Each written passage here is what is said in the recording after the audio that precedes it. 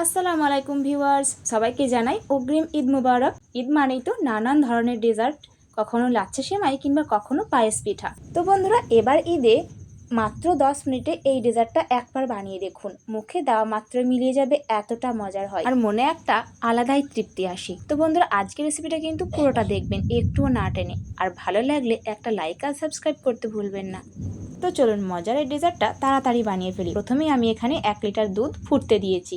এটাকে ফুটিয়ে একদম অর্ধেক করে নেব, অর্থাৎ হাফ লিটার করে নেব, কারণ এটাকে ঘন করে ফুটিয়ে একদম গাঢ় মালাই রেডি করতে হবে। তো এটা এদিকে ফুটতে থাক, ততক্ষণে একটা মিশ্রণ রেডি করব।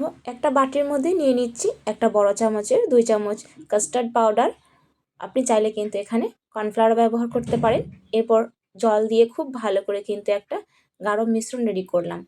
দেখুন, দুধটা ফুটিয়ে একদম অর্ধেক করে নিয়েছি। এরপর মিষ্টির জন্য আমি এখানে দিয়ে দিচ্ছি পরিমাণ মতো চিনি। এখানে মিষ্টির পরিমাণটা আপনারা কমিয়ে বাড়িয়ে নিতে পারেন, যার যেমন পছন্দ। খুব ভালো করে চিনিটাকে মিশিয়ে নিলাম। চিনিটা গলে যাওয়া পর্যন্ত অপেক্ষা করতে হবে। চিনি গলে গিয়েছে, এরপর এর মধ্যে দিয়ে দিচ্ছি মিশ্রণটা। কাস্টার্ড পাউডারের যে মিশ্রণটা আমি আগে থেকে করে রেখেছিলাম সেটা দিয়ে দিচ্ছি। খুব ভালো করে মিশিয়ে নিলাম। এরপর এক হাতে দিতে থাকবো আর অন্য হাতে কিন্তু দুধটাকে নাড়তে থাকতে হবে, না হলে ডাইরেক্ট কিন্তু তলায় বসে যাবে এক হাতে না নাড়লে। দেখুন, খুব ভালো করে এটাকে আবারও 5 মিনিট ফুটিয়ে নিয়েছি। কাস্টার্ড পাউডার দেওয়ার পরে কিন্তু আর বেশিক্ষণ জাল করা যাবে না। প্রায় 5 মিনিট মতো জাল করলেই দেখবেন দুধটা খুব ভালো করে ঘন হয়ে গিয়েছে। তো এখানে মালাইটা একেবারে রেডি হয়ে গিয়েছে। এর বেশিক্ষণ কিন্তু আর ফোটানো যাবে না। চুলা থেকে নামিয়ে নিচ্ছি। এখানে নিয়েছি একদম ফ্রেশ ব্রেড 1 প্যাকেট। অবশ্যই ফ্রেশ নেওয়ার চেষ্টা করবেন। আর 1 বাটি নিয়েছি গাঢ় মালাই। আর এই মালাইটা কিন্তু কোনো কাস্টার্ড মিশ্রণের মালাই নয়।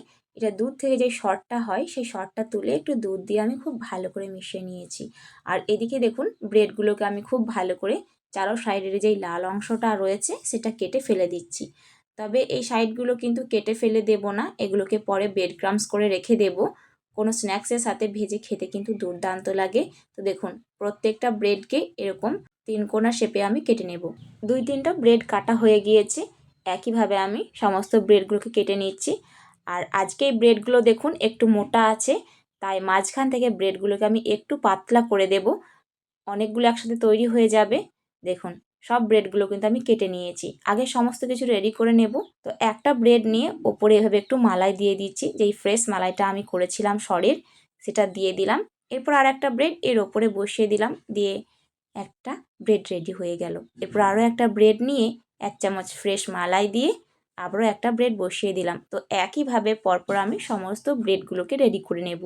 কতটা সহজ দেখুন বন্ধুরা।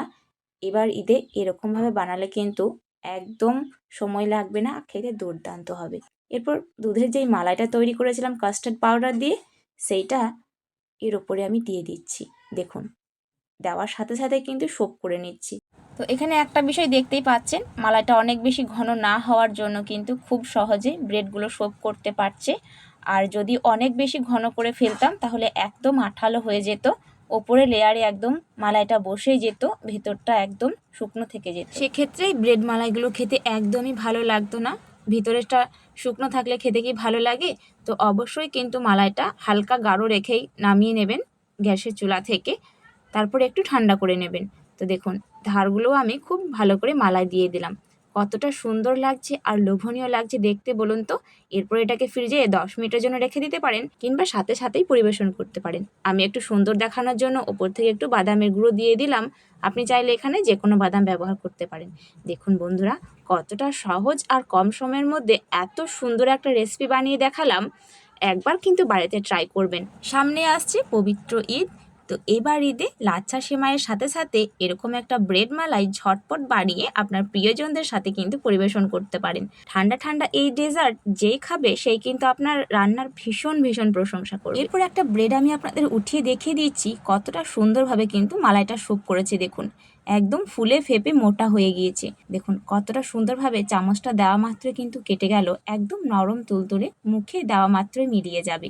দারুণ দারুণ টেস্টি আর অনেক লোভনীয় একটা রেসিপি। তো বন্ধুরা, আজকের রেসিপি আপনার কেমন লাগলো অবশ্যই কিন্তু কমেন্টে জানাতে ভুলবেন না। দেখা হচ্ছে আগামীতে এরকমই কোনো একটা রেসিপিতে। আর ভিডিও ভালো লাগলে একটা লাইক করে দেবেন, সাবস্ক্রাইব করে দেবেন। আল্লাহ হাফেজ।